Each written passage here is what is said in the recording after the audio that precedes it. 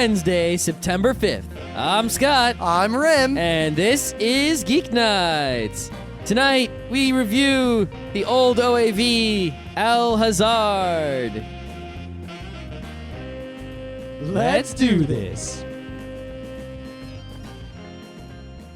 You may recall that I have been suffering for a little over a week because I've been forced to use the shitty-ass Sony $10 headphone things instead of my usual Etymotic 6i isolation thingies. You know, I'd totally forgotten about that, but I just ordered a pair for me and Emily. Yeah, but they're basically, for anyone who hasn't listened to the show ever before, they're awesome earbuds, but unlike normal shit earbuds, if you put them in your ears, you can't hear anything except the music or podcast that is coming through them. Thus, you can turn the volume down really low, even when you're in a loud place like the subway. You're still able to hear what's being played, and you save your ears a lot of damage. And miss your train stop.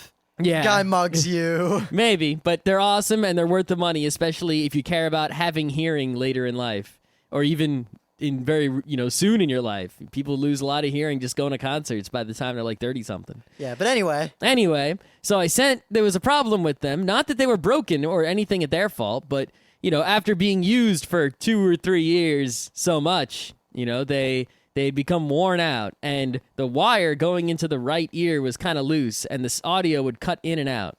So, rather than buy new ones, because they were kind of expensive, I emailed the company, and I was like, all right, company, if I send you these that are working, can you just, rewire them? Because there's nothing wrong with the buds, the things themselves, which is the expensive part. I just need a new wire, which is like a few dollars, What can you do for me? And they said, well, if you send them in for an RMA, then we'll determine if the warranty is valid or not, which I know it wasn't because it's only a 1-year warranty, right?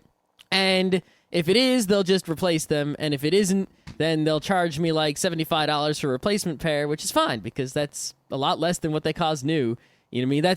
There's like one website that sells them for like $76. Yeah. So I sent them in for FedEx, whatever, and they didn't ever confirm that they received them, which was sort of annoying, but I had a FedEx tracking, so I knew they received them. And they never told me, that they were sending them back or anything like that. But I get home today, and there's a box sitting on the porch. I'm like, what's this box? And the return address was them, so I'm like, oh, okay. And there was just a new pair in there, and I read inside, and it was like, they were like, yeah, something... audio intermittent at the something, whatever. They confirmed the problem that I described, and they just replaced them, even though I had no warranty whatsoever on them anymore. Hot. Or anything. So, if you're deciding between those and say, I think Shure has a new isolation earbuds that are like $100 now. There's also the super expensive Bose ones that are totally not worth the money. No, you don't want those. If you're trying to decide and these look, too expensive for you or something like that, you might want to consider going with them because the company has the customer service that is like a bajillion awesomes and honoring your warranty when it's not necessary to. So, as you all know, this past weekend was Dragon Con, and despite the fact that a bunch of our friends went, we were just too busy with life. And because where is it? Atlanta? Yeah, I'm not... Yeah, and what kind of con is it? Isn't it like a sci-fi fantasy-ish con? Well, it looks like it would be a good time, and a lot of our friends went. I actually wanted to go. I hate flying. Not for any fear of flying or anything like that. I'm unlucky, and every time I have flown since I was in high school has been with incident. Either the flights all get canceled, or there's a blizzard, or my flight gets delayed. I have to take some crappy little puddle jumper prop plane to the middle of nowhere. I have never had a flying incident ever. Though the worst that's ever happened to me is I had to wait in line for like an hour at West Palm Beach to get on a plane, but I got on the plane on time because I got there early and there was no problems. And the fact that they made me take my shoes off every time I tried to fly. Yeah. I really don't like that. So I don't like it either, but I've never had a problem. Animazement was the last year, not this past year, but the year before that was the last con I flew to. And as much as I wanted to go to Dragon Con, it wasn't worth flying, and there's no way in hell I was driving to Atlanta. I really didn't care about going to Dragon Con. We're going to enough cons. But anyway, friends from Anime World Order went, and they're about to drive home, and I get a chat message. Hey, Rim, check it out. We got some really great audio from the con. I can't wait for you to hear it. I'll send it to you as soon as I get home. I just have to drive for someone home. to be that excited, it must have been something pretty awesome going on. Well, apparently, the reactions to the crowds at the con about anime and anime-related things were somewhat funny. Uh-huh. Well, it doesn't sound to me like it's an anime con, so if you go around animeing, there's usually there might be a bunch grumpy nerds who are like, those anime kids. It's funny, now that I think about this, because one of the primary things that Anime World Order always rails about is people who go to a con and aren't all about the topic of the con. A guy at an anime con dressed up as a stormtrooper. You were anime podcasters at a non-anime con. Shut your holes. I mean, yeah. But anyway, so the next morning, I see a chat message to our email from them, and it basically said, yeah, that audio, all silence. I fucked up. What happened? I don't know. How could that happen? Well, one, I think we're the only people out there who have an actual solid-state recorder worth a damn. Well, everyone else uses like the iRiver and stuff, which is a solid-state recorder, but it's really worth it's a primarily an MP3 player. And I'm not going to despair. Apparently, one of the audios, something where someone was saying something about Dave and Joel, is the only thing that got recorded. Alrighty then. So yeah, I found that hilarious, and that's all I really got to say. I had nothing. I didn't go to the con, but the panels were subpar and all the things I would normally say, but I don't know. I don't know anything about the con really, other than it's called Dragon Con. It's sort of famous, and it's in Atlanta, and I guess Anime World Order went. For me, that con is in the same list as like Gen Con. Anime Boston. For me, it's in the same list as Gen Con. It's one of those just general nerdiness cons that I don't really care about or go to. That's sort of old and tradition, but whatever. See, I like cons like that. None of them are near us, so that's the end of that. Yep. Anything else? Not really. Oh, okay. So, DC Comics, who we are not the biggest fans of, at least we're not the biggest fans of comics with the DC label on them because they're usually underwear pervert crap. They sell their books in comic book stores and also in bookstores, right? And comic book stores, of course, the company that brings the comics from DC to the comic book store is Diamond, because they're the only company that brings things to comic book stores. Yeah, we've talked about Diamond distributors before. We're not going to get into that. No, we're not. What we're going to get into is the company that brings DC's books to the bookstores. And basically, what was going on was the company that was doing this for DC was like Warner Books or something. I think it was Warner Books. And because DC is owned by Warner Brothers, that's why you see all the DC sort of cartoons on like the WB and stuff like that. All right. So obviously Warner Books would be distributing the DC comics to the bookstores. But this company like Hachette Book Group purchased Warner Books a while ago. So DC finally said, all right, we're going to have someone else bring our books to the bookstores. They're going to have Random House do it.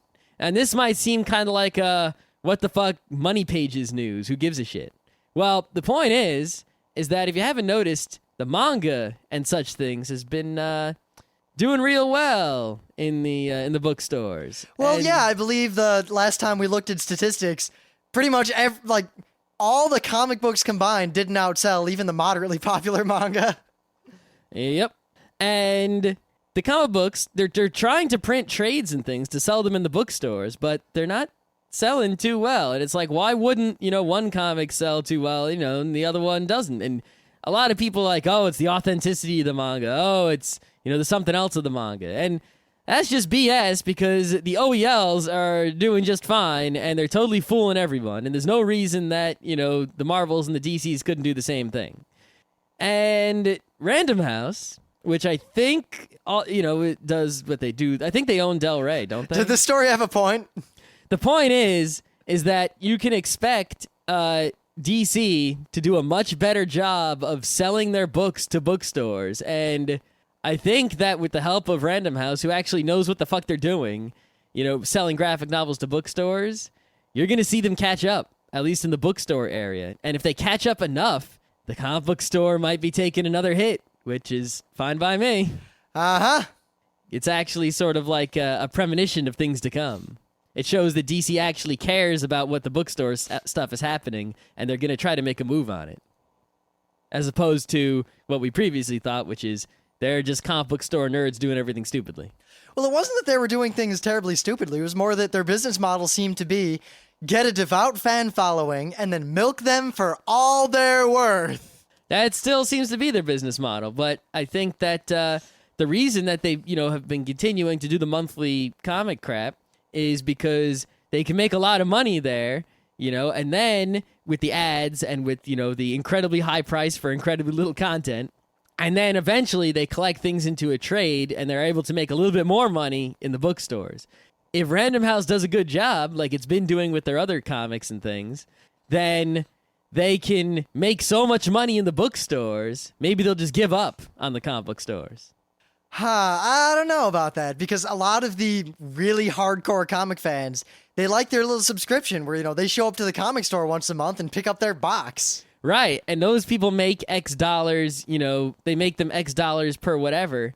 If you start making just so much insane amounts of money from the bookstore where you could have been making the money all along and you just haven't been, then you don't need to waste your time with that small change anymore. And the only reason they waste their time with that small change is the only small change they've got.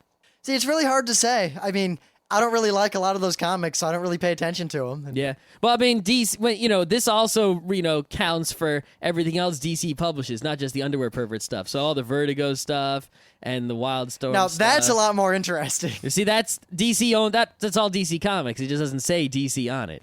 I think that's a very calculated move on their part. Yeah. Anyway, so, we normally talk about anime news, but I was looking through the various news sources we have, and there's basically jack all. I mean, really? There's really nothing I care about, and this show was announced, this show wasn't. There was nothing particularly interesting or fascinating, and well, con season's over. Every anime company's made their announcements. What else is there to say? Yeah, I mean, I could talk about stuff that's coming up, I don't know, in December. I think in December we'll talk about December. Maybe in November we'll start previewing what we're going to be doing, but so this is so barely related to anime that it's kind of sad, but it's on the Anime News Network, and it happens to be about Japan, so I'm going with it. Yeah, anything that happens in Japan is anime news. Apparently. So, what other anime news source is there? AnimeNewsService.com? Right. So, Anime on DVD? According to this article, love hotels in Japan make more than twice as much money as the anime industry. That makes sense. Yeah, I don't doubt that at all. And my only point is simply, why don't we have love hotels in the U.S.? I think they'd be really convenient, particularly in big cities. I think we do have love hotels. But they're seedy. They're seedy, and we don't have a lot of them, and they're not sort of public. But there's no place in New York City where a guy can just get his groove on nicely with someone who isn't a prostitute. Yeah, there really isn't. And I don't know. I think if we open those things, a lot of crazy people would be trying to shut them down. Now, what I find more interesting, though I'm highly dubious of this number, the article makes a claim that according to a study, about 50% of all sexual intercourse between Japanese people living in Japan occurs in love hotels. That's a bit much. I think that's just reported. I mean, there's probably so much going on in places that they don't know about that they're not counting. Highly dubious, Rim is. Doubts he has. I mean, I would accept maybe 30% of all Japanese sex is in love hotels, because love hotels are really popular there and really awesome. And if I was in Japan, and I was having sex, I'd have sex in love hotels a lot.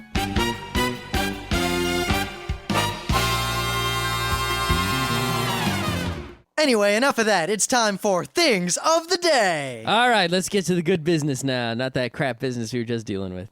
So, you know about 4chan, the website. Why, yes, I do. Well, some people out there might not, in which case, lucky them. Lucky indeed.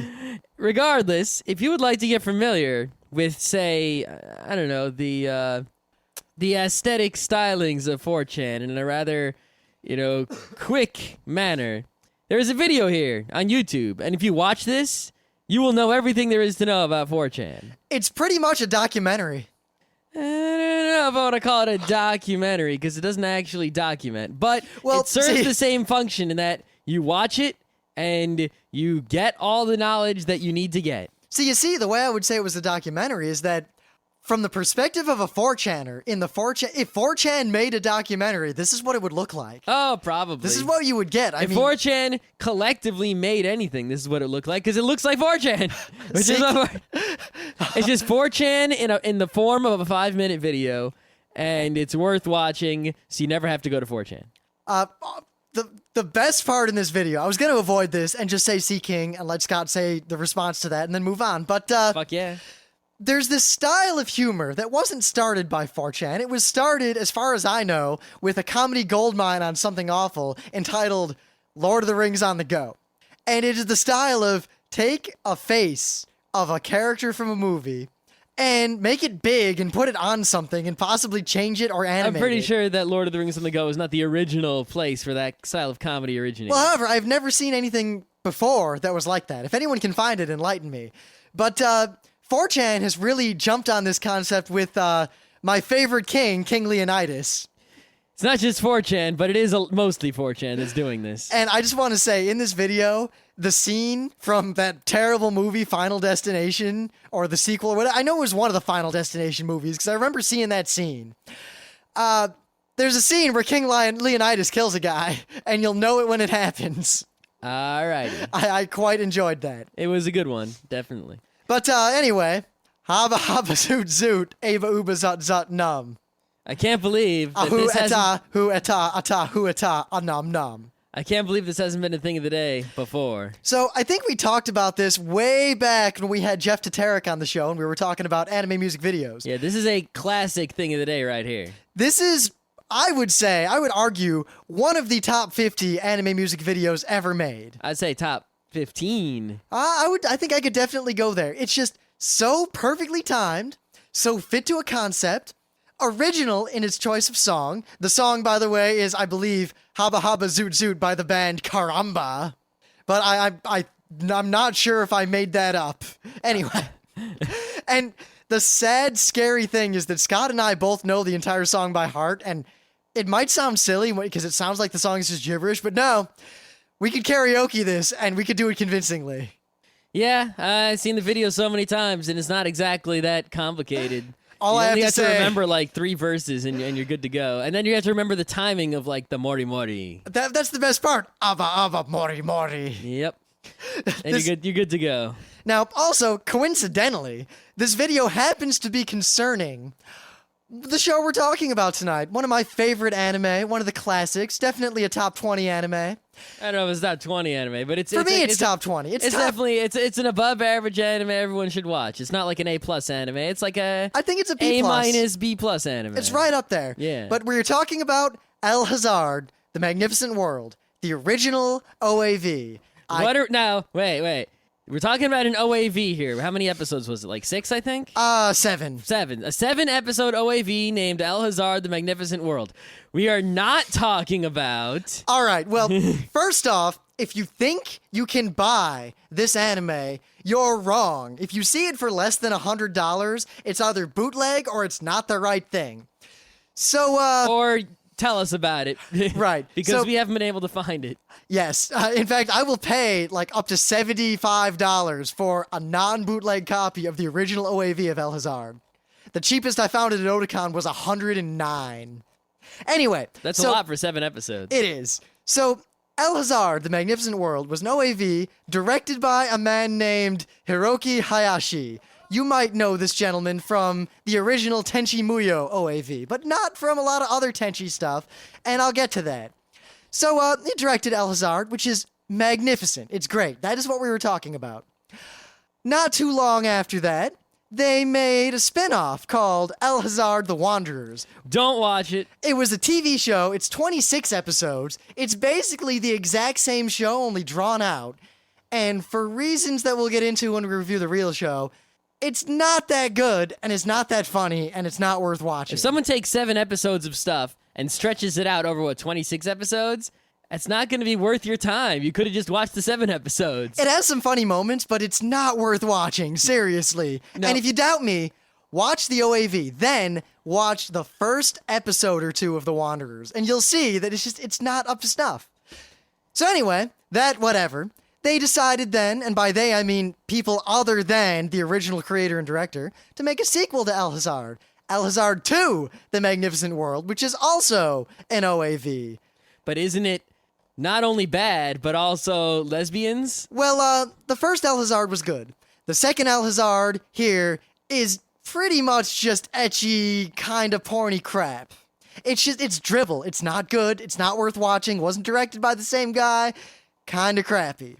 But wait, there's more. Is there a manga? Yes, there is. It's not so great.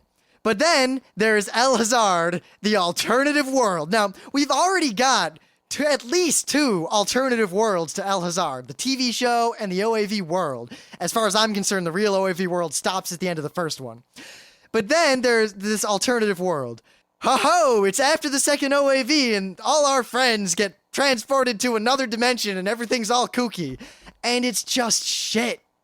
So we have an OAV, a sequel to that OAV, a TV series that tells the same story as the original OAV, and another alternate universe that tells a story after the sequel to the OAV. Is that a TV series? The alternate world, whatever. They're all OAVs except for it's like 12 except for episodes. the Wanderers. Yeah.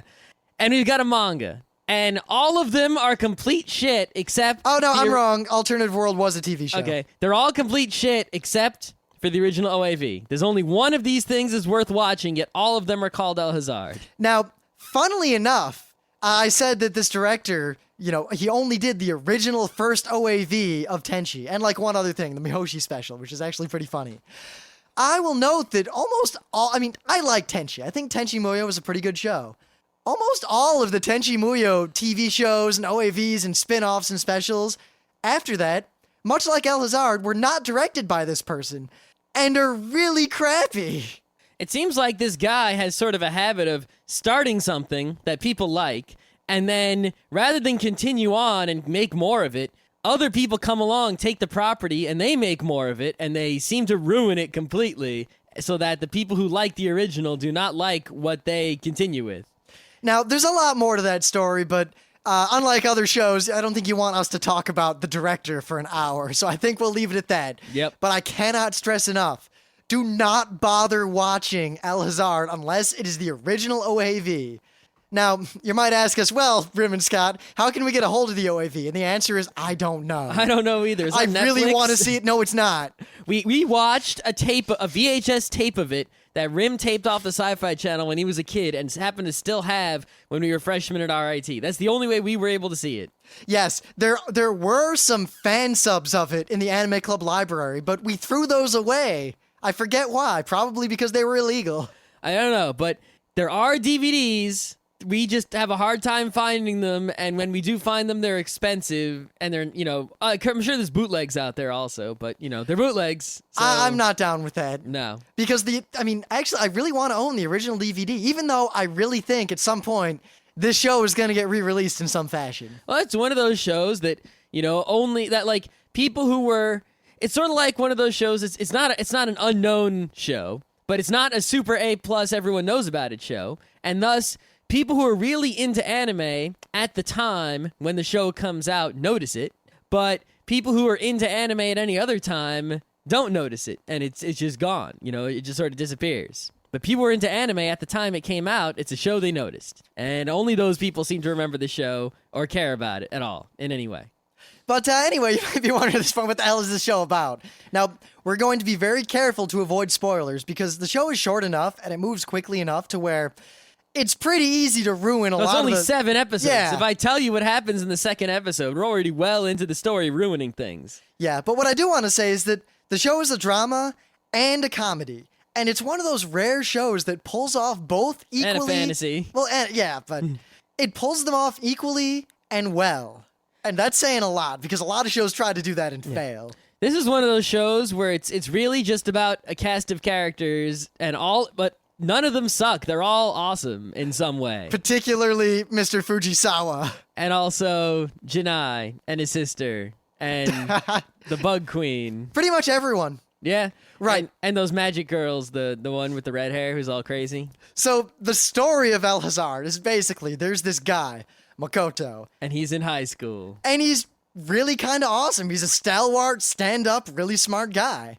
And there's some other people in the high school who are annoying or funny in their own ways, like Janai, his rival. Yes. Now, the original, when you watch the show, like, the issue is Makoto's just a good guy, and Janai is, well, Janai. If you want to understand this character, watch the music video. That was Rim's thing of the day. Pretty much spot on.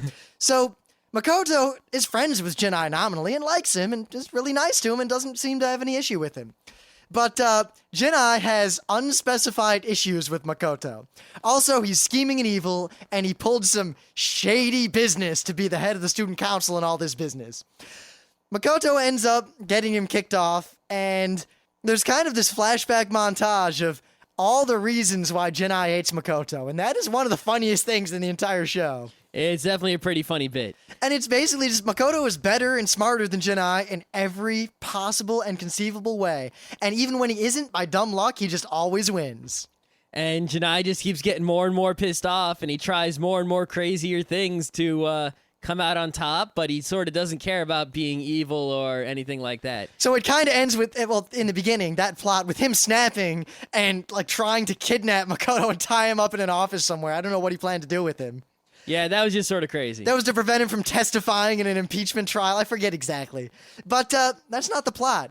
Because then, sure enough, underneath the school, they find some ancient ruins.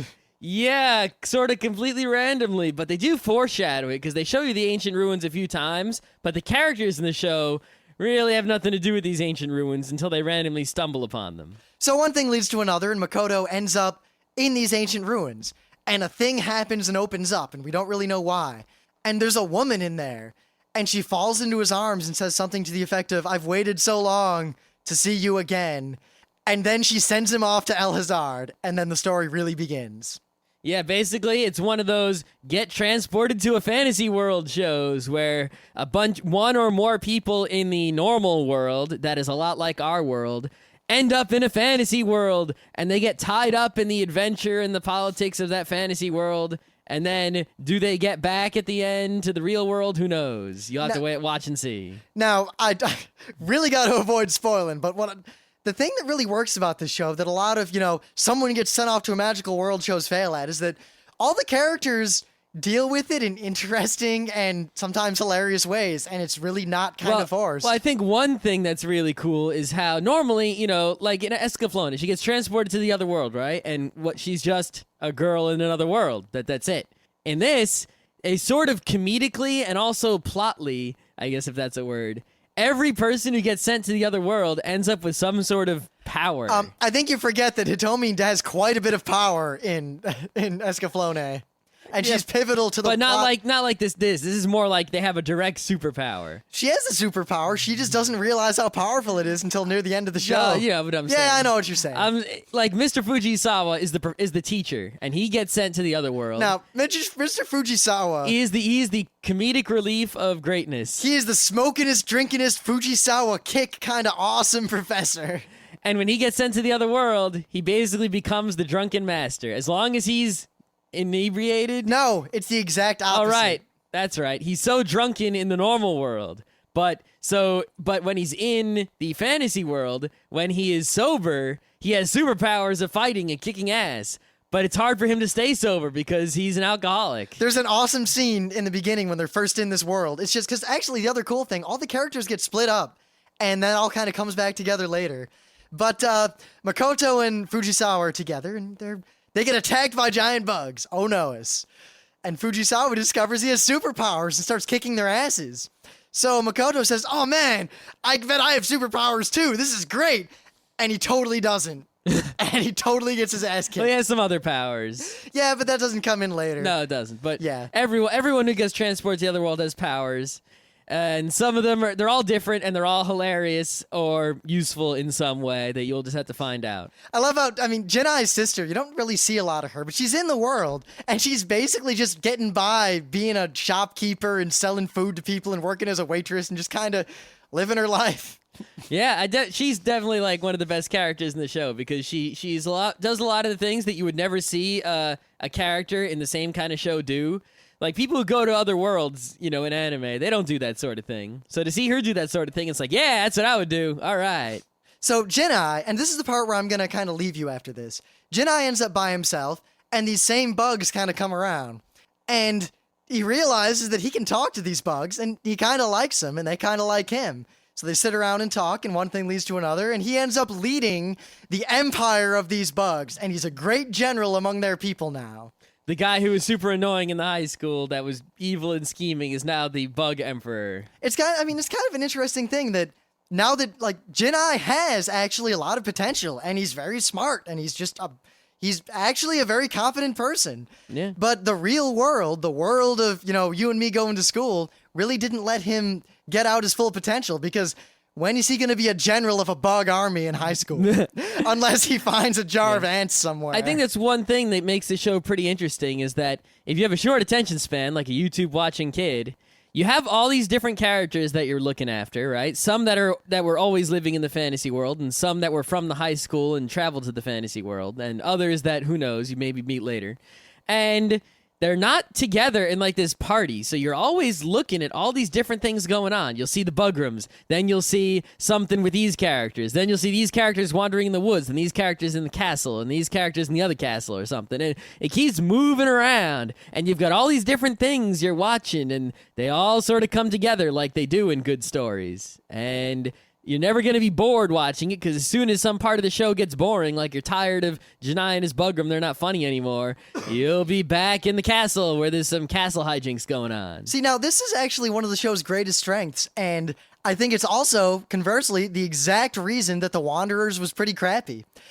The show was short enough to where, and the action moves at such a pace that 7 episodes, people. pretty much the moment you start getting bored with any given plot line or any given situation, it just kind of moves on just as you start to get bored with it, and as a result, you never really get bored with it, and then the show's over. And I mean, you've seen how many, travel to another fantasy world animes, right? Well, usually you're like, I've seen this before, I'm done here, I got nothing to see, whatever.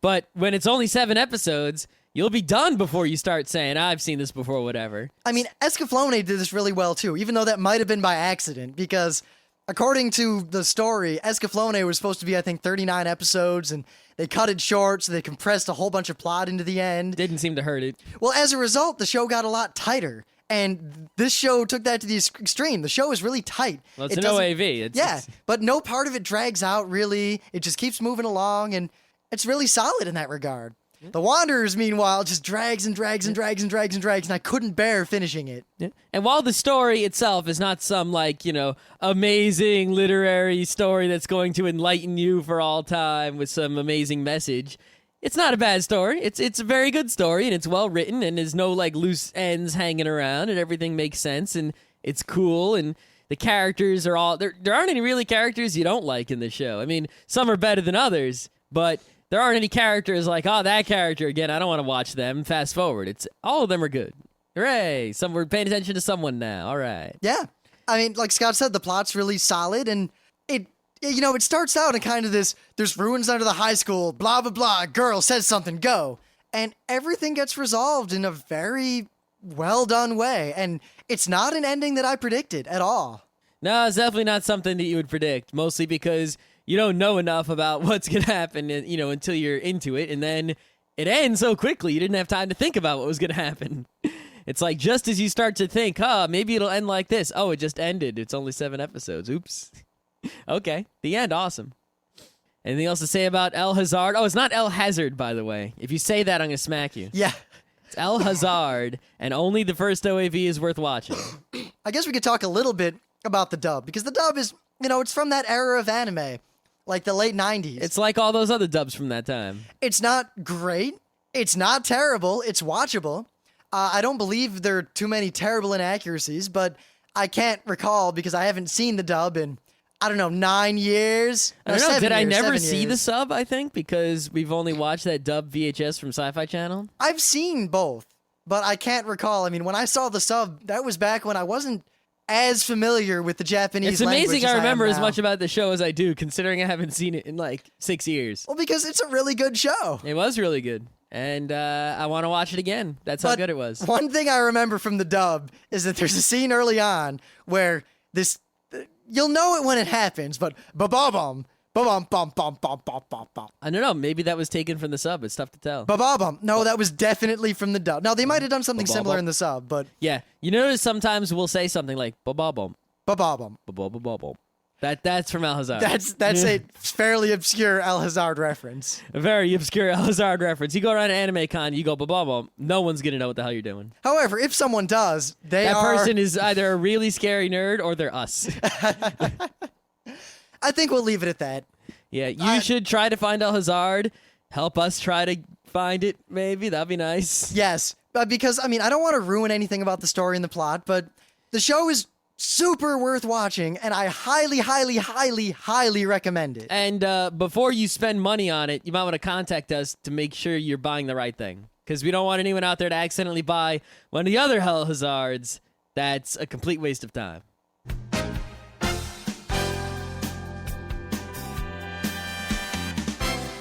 This has been Geeknights with Rim and Scott. Special thanks to DJ Pretzel for the opening music. Be sure to visit our website at www.frontrowcrew.com, where you'll find show notes, links, our awesome forum, a link to our Frapper map, and links to all the RSS feeds. We say feeds plural because Geeknights airs 4 nights a week, covering 4 different brands of geekery. Mondays are science and technology. Tuesdays, we have video games, board games, and RPGs. Wednesdays are anime, manga, comic nights. And Thursdays are the catch-alls for various rants and tomfoolery. You can send us feedback by email to geeknights@frontrowcrew.com. Or you can send audio feedback via Odeo. Just click the link that says Send Me an Audio on the right side of our website. If you like what you hear, you can catch the last 100 episodes in iTunes or in your favorite podcatcher. For the complete archives, visit the website, which has everything. Geeknights is distributed under a Creative Commons Attribution Non-Commercial Share-alike 2.5 license. This means you can do whatever you want with it as long as you give us credit, don't make money, and share it in kind. Geeknights is recorded live with no studio and no audience. But unlike those other late shows, it's actually recorded at night.